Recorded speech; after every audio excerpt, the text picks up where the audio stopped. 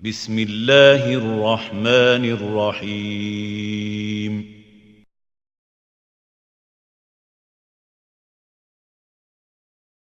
والسلام على رسول الله وعلى آله وأصحابه أجمعين أما بعد. The author, Allah of mercy upon his soul, says Al-Kaba'ir الثانية عشرة الزنا وبعضه أكبر إثما من بعض. The 12th major sin is zina. And we'll read the original Arabic, then we'll read the translation بإذن subhanahu wa ta'ala and make any necessary adjustments or points of criticism and clarification on the translation. الزنا وبعضه أكبر إثما من بعض. قال الله تعالى ولا تقربوا الزنا إنه كان فاحشة وساء سبيلا. وقال تعالى والذين لا يدعون مع الله إلها آخر ولا يقتلون النفس التي حرم الله إلا بالحق ولا يزنون ومن يفعل ذلك يلقى أثاما. الآيات. وقال تعالى الزانية والزاني فاجلدوا كل واحد منهما 100 جلدة ولا تأخذكم بهما رأفة في دين الله. وقال تعالى الزاني لا ينكح إلا زانية أو مشركة وزانية لا ينكح إلا زان أو مشرك وحرم ذلك على المؤمنين. وقال النبي صلى الله عليه وسلم وسئل أي الذنب أعظم قال أن تجعل الله ندا وهو خلقك قال ثم أي قال أن تقتل ولدك خشية أن يطعم معك قال ثم أي قال أن تزاني حليلة جارك. وقال عليه الصلاة والسلام لا يزني الزاني حين يزني وهو مؤمن ولا يسرق السارق حين يسرق وهو مؤمن ولا يشرب الخمر حين يشربها وهو مؤمن. وقال عليه الصلاة والسلام إذا زنى العبد خرج منه الإيمان فكان عليه كالظلة فإذا انقلع منها رجع إليه الإيمان. هذا على شرط البخاري ومسلم. وروي عن النبي صلى الله عليه وسلم أنه قال من زنى أو شرب الخمر نزع الله منه الإيمان كما يخلع الإنسان القميص من رأسه. إسناده جيد. وقال عليه الصلاة والسلام 3 لا يكلمهم الله يوم القيامة ولا يزكيهم ولا ينظر إليهم ولهم عذاب أليم شيخ زان وملك كذاب وعائل مستكبر. رواه مسلم. وقال عليه الصلاة والسلام حرمة نساء المجاهدين على القاعدين كحرمة أمهاتهم.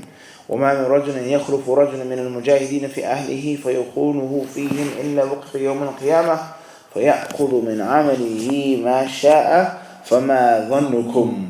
رواه مسلم.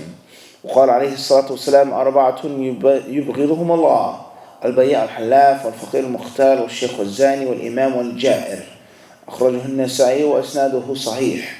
وأعظم الزنا بالأم والأخت وامرأة الأب وبالمحارم. وقد صح الحاكم ونهدته عليه من وقع على ذات محرم فاقتلوه. وفي الباب أحاديث منها حديث البراء أن خاله بعثه النبي صلى الله عليه وسلم إلى رجل عرس بامرأة أبيه أن يقتله ويخمس ماله. The author rahimahullah says here in the translation, right here it's on page, it says here 12th sin. It says here in English the 10th sin. I don't know how they missed 2 from the original Arabic version. Allahu Alam. Al-Muhim says here adultery. Allah the Almighty says, nor come near to adultery, for it is indecent deed and an evil way. The Quran also states, those who invoke not with Allah any other God, nor slay such life as Allah has made sacred, except for just cause, nor commit fornication. And any that does this not only meets punishment, but the chastisement on the day of judgment will be doubled to him, and he will dwell therein in ignominy. Allah the Most High says, the woman and the man guilty of fornication, flog each of them with 100 stripes, and let not compassion move you in their case, in a manner prescribed by Allah. If ye believe in Allah on the last day, and let a party of the believers witness their punishment. The punishment mentioned in the last verse concerns only single fornicators in the world as argued by the scholars. In the case of married adulterers, it says here, so we can see here how different the translation is. Everybody understand this? Very different versions of the translation. editions that are not in the Arabic form? Do they have another manuscript that they dealt with? Allahu A'lam. That's very doubtful, as we've seen in many other books before. Al-Muhim, the author, let's go back to the original work because there's too many issues in the translation. And the translation is very old. Al-Kaba'ir, the major sins of Al-Dhahabi. This PDF that we have, I think, and I believe it's a different version of that which was printed years ago. Even the original one that's in English also has many issues as well. And the book needs to be retranslated, perhaps summarized and retranslated by a group of specialists, people that understand Arabic and English and Hadith as well. Khairan inshallah. He says here, Zina وَبَعْضُهُ أَكْبَرُ إِثْمًا مِنْ بَعْضٍ. He says, in some zina, some acts of zina are worse than others. Some are worse than others. In other words, zina is not on one level of severity. It's not on one level of atrocity. It's all haram and hated by Allah. But some zina is really, really, really bad and really ugly and really foul. Some zina or some acts of zina has a harder punishment, a more terrible chastisement in this life and in the grave and in the hereafter. Waliyadu billah. Zina, unfortunately, has become a staple part of the American culture. And I'm sure of the British culture as well, and the Australian culture, and many other cultures. We're talking about our country. We're talking about our country. Zina is a staple part of American country. Everyday 9 to 5 life is intertwined with zina.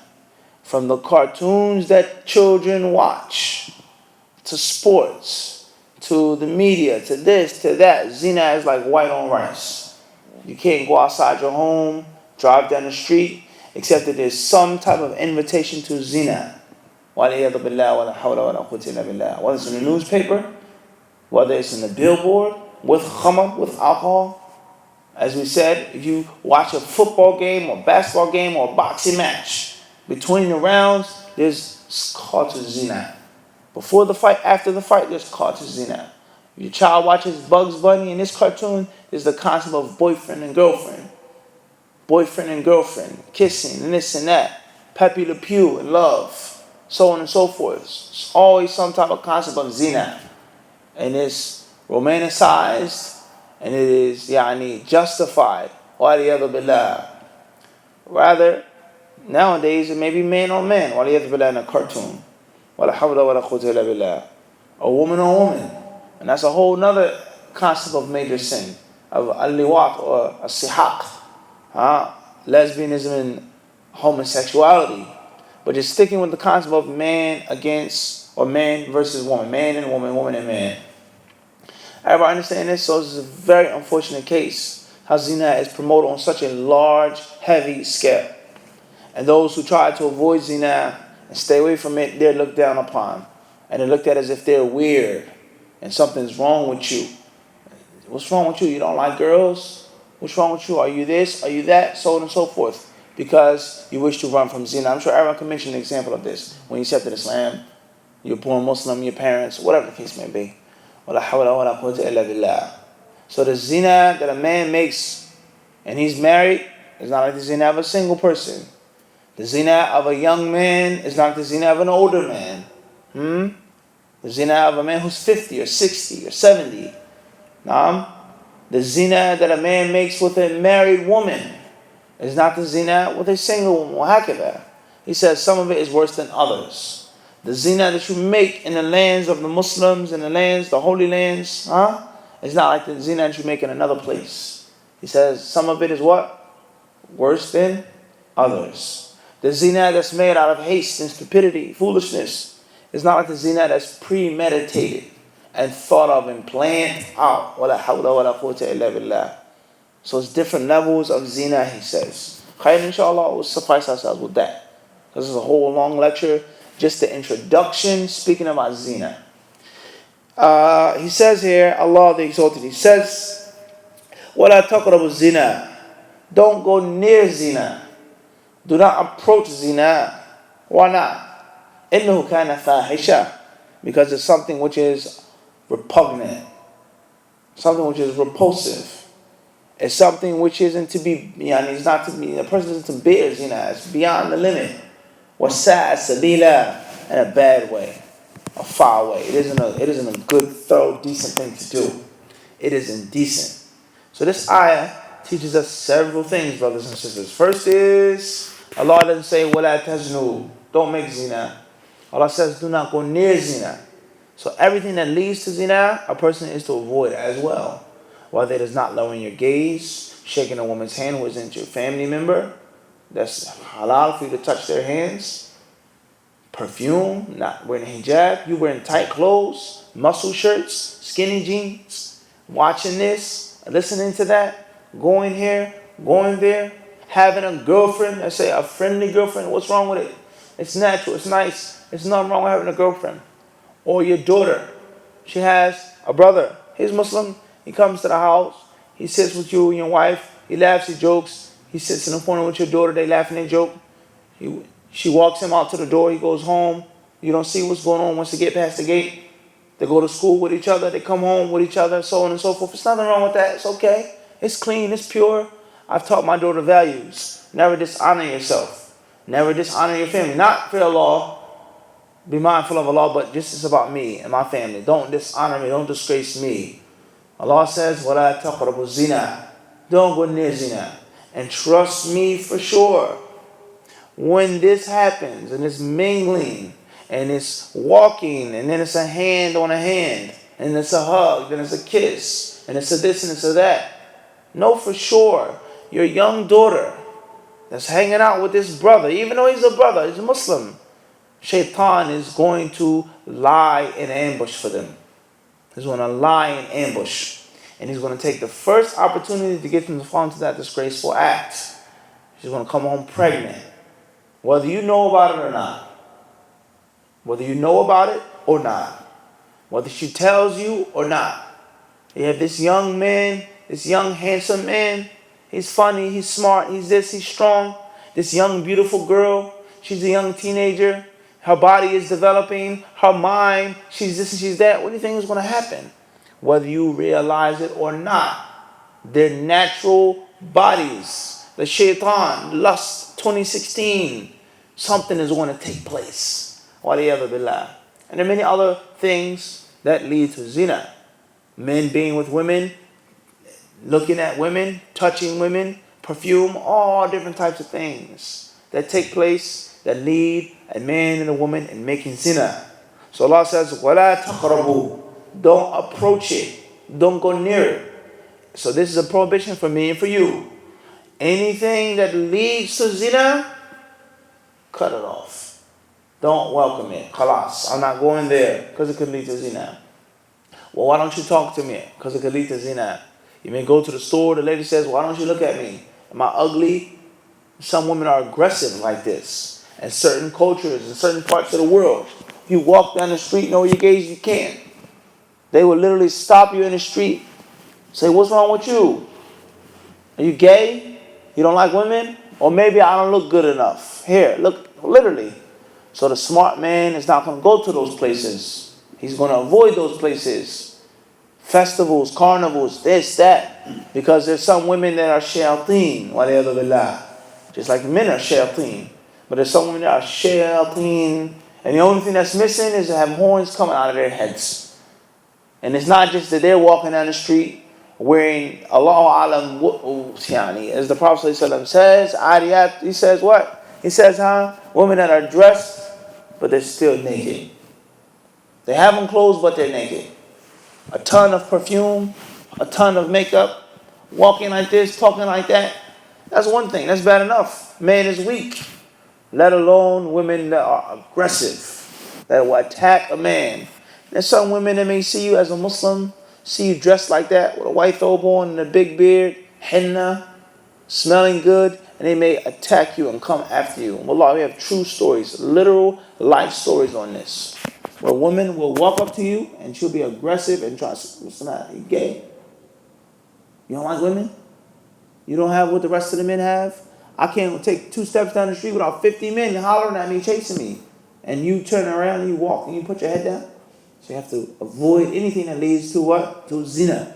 As Allah subhanahu wa ta'ala says. خيرا inshallah. Allah says, إِنَّهُ كَانَ فَاحِشًا وَسَاءَ سَبِيلًا. The next verse the author quotes is from Surah Al-Furqan, in which Allah subhanahu wa ta'ala speaks on the believers, praising them and lauding them. The first attribute and reason behind their praise is that they don't make shirk. They do not call upon other than Allah subhanahu wa ta'ala. They don't say, Ya Nabi, Ya Muhammad. They don't say, O Jibreel. They don't say, O Sheikh Fulan, Imam Fulani, Al-Wali Al-Fulani. They do not call upon other than Allah. Allah is the only one whom they invoke.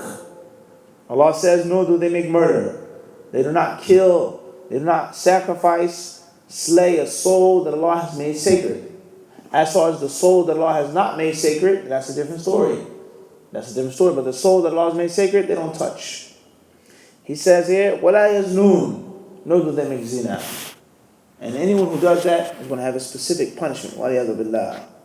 Allah the Exalted, He also says in Surah An-Nur, الزَّانِيَةُ وَالزَّانِي, the fornicatress and the fornicator. So this goes to show us that Islam is just.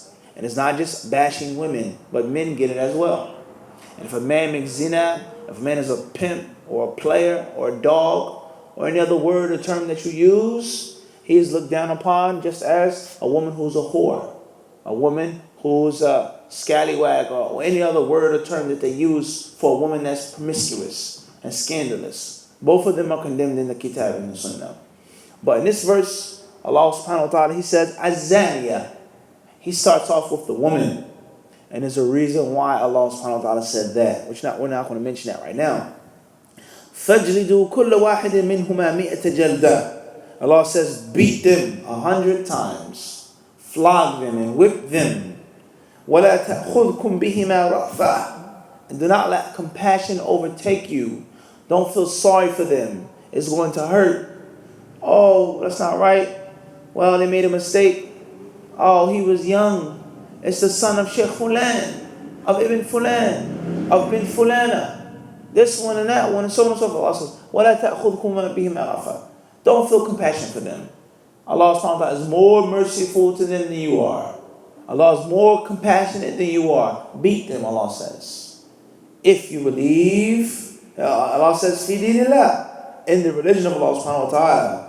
So this verse teaches us a major principle. And that is mercy, compassion, and tolerance. And all of these different things are based off of the Sharia. It's not based off of what the UN says, or the government, or the Constitution, or this one or that one. No. Mercy and tolerance is based off what Allah and His Rasul say. If Allah and His Rasul says do this, then that's what should be done. And if Allah says leave them be, then that is mercy. Not what's dictated by men and the thoughts and whims of men who change and who flip and who turn and adjust the laws and legislation. Not the council of a people who sit down and sign a contract for a person's country to be carved up and sliced up to prevent war. You ever read history? The worst conflict in history, World War II. How did it start? How did it happen? What happened? They sat down and they signed a contract for this person to take over that country. Conquer this country, as long as it prevents war for everybody. So just look how perverted that principle is. How does this person or these people's country, why is that to be sacrificed for the peace of everybody? Why isn't their blood and their honor and their wealth sacred, but the rest of the countries are? They're people, they had no say-so in their country being split up and chopped up and given to this one and given to that one. These are the people who tell you what is mercy and what isn't mercy. What's tolerance, what's lack of tolerance. This is savagery, to cut somebody's hand off, to beat somebody. That's improper. Women's rights, animal rights, so on and so on and so forth. These are your rights. Giving people's countries away.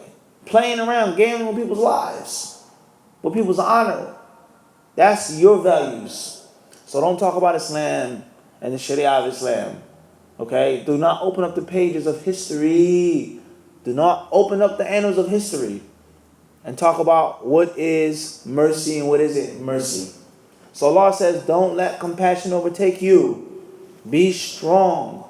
So when it's time to enjoin the good, forbid the evil, and stand up for Allah's cause, He says, be merciful, be kind, then that's cowardice and you're weak. And that's not mercy. The Muslim is supposed to be strong and soft. He's supposed to be compassionate, and he's supposed to do what he's supposed to do, handle his business when the proper time comes.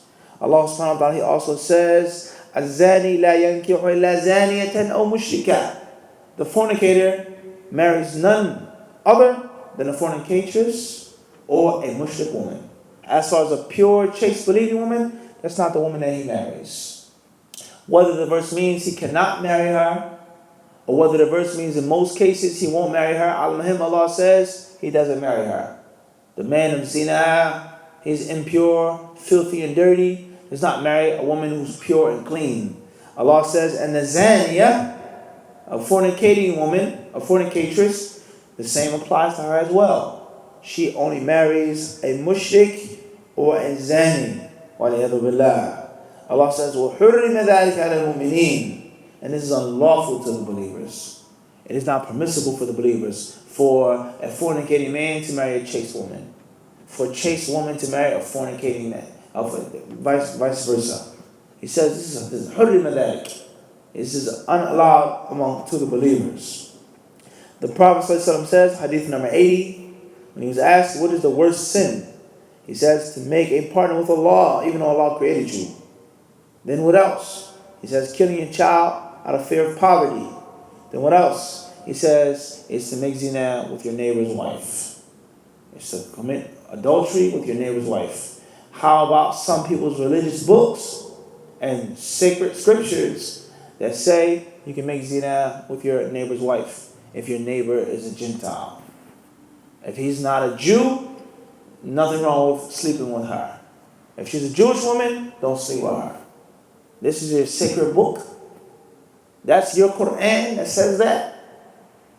To sleep with your neighbor's wife as long as she isn't. Can you find any verse like this in the Quran? People that talk about Islam. Allah talks about jihad, killing, taking the wives of the slain mushriks as captives, as right-hand possessions. There's an instant divorce, so on and so on and so forth. Wait, one menstrual cycle. The hadith, the Prophet, he killed this man, then he took Safiya, he dragged her across the field, and his dead, slain people were in the field, and he married her, and so on and so on and so forth. But you don't open your mouth, you don't talk about people who say this in their religious books.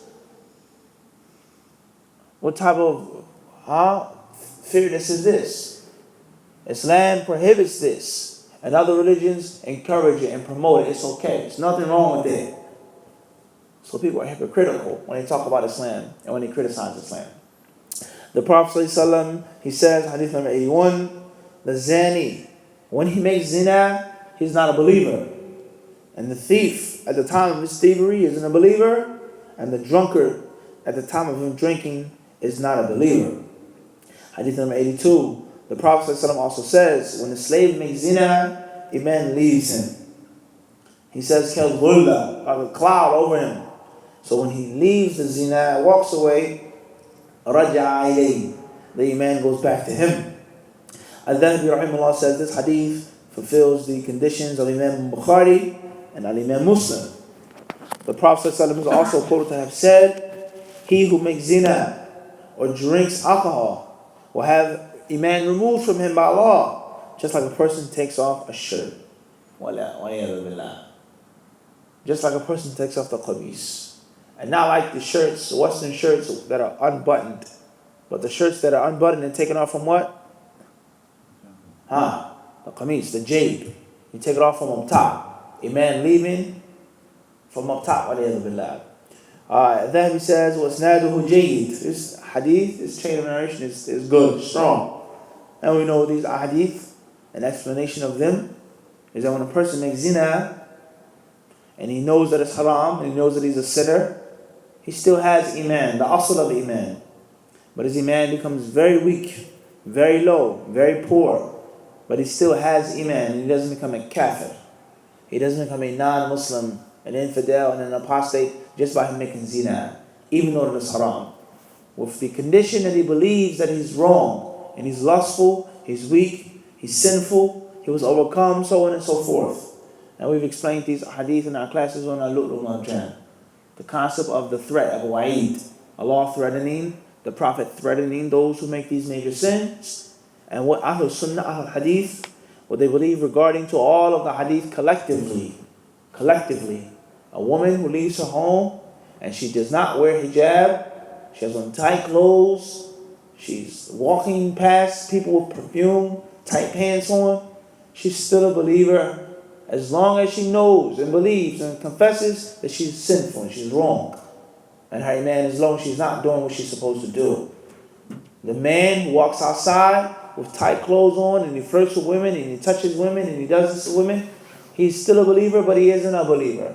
In other words, he's not a believer, but he's still a believer. His iman is weak, it's low, it's poor, it's beat up, but he still has the aslul iman. He still has the basics of iman. And he isn't a kafir until he says it's permissible for me to do this. I can do this. It's alright. I can make zina. Zina was only haram in the time of the Prophet. Zina was only haram in Arabia. Zina is only haram kada, only this and that, so on and so on and so forth. Or some say hijab is not physical. Hijab is metaphysical. That's hijab. Hijab isn't sheets of cloth. Hijab is the heart. It's the akhlaq. It's haya, so on and so forth. And it's made clear to them that that's wrong and incorrect. Everybody clear on this? So the Prophet, he said that when you make zina, it leaves you, waliyadu billah, threatening the people, don't go near zina. What if you die in that state? What if you die in that state that the iman was taken from you? Waliyadu billah. Hadith number 84. The Prophet ﷺ says, 3 individuals whom Allah will not speak to on the day of judgment. He will purify them, nor will he look towards them, and their punishment is very painful. The first of the 3 is a shaykhun zanin, is an aged fornicator, an old man who still wishes to make zina like a young man, a king who's a liar, and a proud or prideful beggar. And this hadith is collected by a Muslim. In other words, the reason behind this is these 3 people don't have no reason to do the sins that they're doing, as we've explained in Little Manajan as well. A fornicator who's old, not only is his body supposed to be weaker, his lust supposed to be a little less, even though there's some older people that have strong lust as well. But it's supposed to be lesser than a young man. But most importantly is his mind is supposed to be aged. It's supposed to be matured by now. He's supposed to realize this is not right. Me sleeping with this young girl, I'm 60, she's 20. Or 30, or 15, or 16, whatever the case may be. That's somebody's daughter. I have daughters. Rather, I have what? Granddaughters. Can't do that no more. When I was young, 19, 20, it's a different story. She was young. I was 19, she was 15. It's a different story. We both were young, innocent and stupid. I'm 60 years old now. I have a gray beard. I have salt and pepper beard. How can I make zina with somebody's daughter? And I have daughters. I have grandchildren. What if it happens to me? What if someone does that to my young grandchildren? Takes advantage of that, of my young daughter, who's young and stupid and gullible. A praying wolf in sheep's clothes. That's not right. Let alone the ill effects of zina, infidelity, destruction of your marriage, being caught, being exposed. You being an old man having a sexually transmitted disease. And the list goes on of the things of zina that the older person is supposed to have on his mind. The young guy, he's dumb. He's led by his lusts. The 19-year-old, the 20-year-old, he's not thinking about getting caught. He's not thinking about getting the disease. He's not thinking about my daughter. It doesn't even come to his mind. As the Dhabi Rahimahullah said before, it's not even in his head. But the man who's older and mature, he's supposed to what? He's supposed to have control over himself. He's supposed to be a bit more what? He's supposed to have his nafs intact now. So he goes out and he screws around and he makes zina. That proves that there's a great deal of filth in his soul. As the ulama say, هذا يدل على خبث النفس. And that shar, evil and darkness, is firmly planted in his heart. وَلِيَذُ بِاللَّهِ. And the same applies to the king who's a liar. There's no reason to lie. You're a king. You have all of the money, all of the wealth, all of the status. You have an army, you have protection, you have entourage. Why do you need to lie? Some people may have to lie. They may be forced to lie to get a job, to leave this oppressor. You're the king of the country. People look up to you for guidance as a role model, and you're a kadhab. Something's what? Seriously wrong with that person. And the same applies to the beggar who has arrogance and pride. وَلِيَعُوذُ بِاللَّهِ. The Prophet says, hadith number 85, he says what? حُرْمَةُ نِسَاءِ الْمُجَاهِدِينَ. He says, the wives and the daughters and the sisters of the mujahideen, the men who fight in Allah's cause, are as sacred to those who don't fight as their mothers, as the mothers of those men. In other words, some Muslims go out and fight, some Muslims stay back. He goes out and he leaves his wife or his wives. You're still home. You know he's out on a far journey. He may be dead. He may be martyred. He may be taken captive. And you fornicate with his wife. He says the hurma here is like the hurma of the mother. Incest. The Prophet ﷺ, he says, whenever a man leaves behind his wife or his wives with another man, and he betrays him, on the day of judgment, he will come and take his good deeds. The Prophet ﷺ, he says, فَمَا ظَنُّكُمْ. He says, what do you think he's going to leave behind? You slept with his wife when he was fighting in Allah's cause. He trusted you. Please make sure you check on my family when I'm going, akhi. From time to time, drop off some cases of water. Just knock on the door. Could you make sure that if something happens, if it's an emergency, you and your wife, you go and you check on them, please. Jazakallah khairan. I'm going overseas, so on and so on and so forth. And you betray him. You betray him. You sleep with his wife. You creep up on his wife, as many brothers do. He says, what here? On the day of judgment, he would take from his good deeds. The Prophet says, he says, what do you think he's going to leave behind? Do you think he's going to be merciful? Oh, I'll leave some of his good deeds. He's going to do what? He's going to take all of his good deeds. He's going to spite them. So this shows us the severity of making zina with the wife of the mujahid. As the Dhahabi said, some zina is what? Worse than other parts and types of zina. The Prophet ﷺ also says, 4 people are hated by Allah. The merchant who always swears, the prideful, arrogant beggar, the aged fornicator, wal imam wal jahil, and the tyrannical leader, the oppressive leader. And this hadith is collected by Imam al-Nasa'i, or isnaduhu sahih, or the sahih chain of narration. He says here, and the worst type of zina is incest, sleeping with one's mother or one's sister, or sleeping with your father's wife, your mother-in-law, and any other woman who's from the maharim, a woman that you can never ever marry. That is the worst type of zina. He mentions a hadith here that Imam al-Hakim rahimahullah authenticates, and he says he authenticated it. He says anyone who sleeps with a woman from his mahram, from the women in which he cannot sleep with, faqtuluhu, he should be put to death. He should be executed. He deserves capital punishment. Then he says here, there are many hadith regarding this topic. From them is the hadith of Al-Bara radiyallahu anhu, that one day, he says, أَنَّ خَالَهُ بَعْثَهُ النَّبِي صلى الله عليه وسلم, that the Prophet, he sent his uncle to a man who slept with his mother-in-law to kill him and to take his wealth and to distribute it properly as spoils of war. Spoils of war, war booty. In other words, his wealth and his blood were made lawful because of what he did of that horrible sin. And that's the end of that chapter.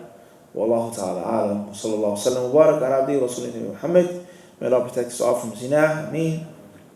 Our children, our brothers and our sisters, all of the Muslims from zina.